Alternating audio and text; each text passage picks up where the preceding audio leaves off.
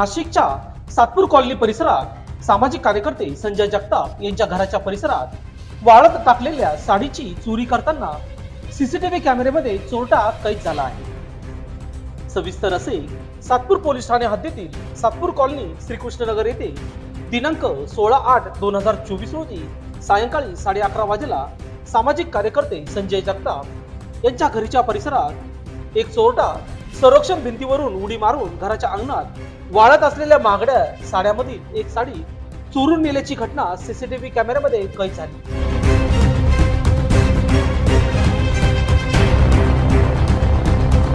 मात्र मध्यरात्री या चोरट्याने ती चोरून नेलेली साडी पुन्हा त्याच ठिकाणी आणून ठेवली आहे आणि ही सगळी घटना सीसीटीव्ही कॅमेऱ्यामध्ये कैद झाली आहे। दरम्यान या प्रसंगी लोकशास्त्र न्यूजशी बोलताना स्थानिक महिलांनी अधिक माहिती दिली। बघूया सविस्तर। काल मी नेहमीप्रमाणे इथं जसे कपडे टाकते तसे काल मी सकाळी कपडे वाळत टाकले होते। त्या एक मुलांनी इकडून पूर्ण फिरून 2-3 चक्रा मारल्या। नंतर मी हा दरवाजा बंद केल्यानंतर त्याने 11:30-12 वाजता ती साडी काढून नेली आणि एवढी आरामशीर काढली का जशी कोणाची भीतीच नाही त्याला। ते सीसीटीव्ही फुटेजमध्ये पूर्ण दिसतंय आणि रात्री 3 वाजता त्याने परत ती साडी इथं आणून ठेवलेली आणि ते पण एवढं आरामशीर का जसं त्याला कोणाची भीतीच नाही।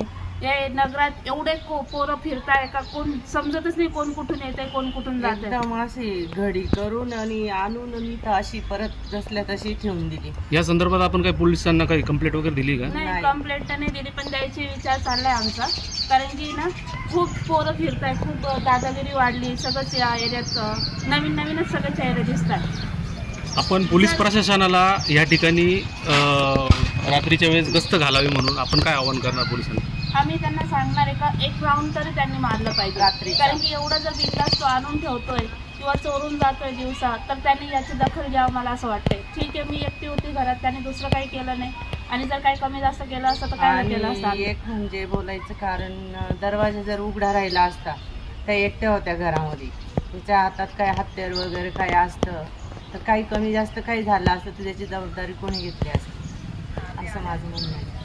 पोलिसांनी जास्तीत जास्त याच्यात दखल घ्यावं किंवा विचार करावा मला असं वाटतं। आपलं नाव? आशा संजय जगताप। माझं कुंदना बोराळे।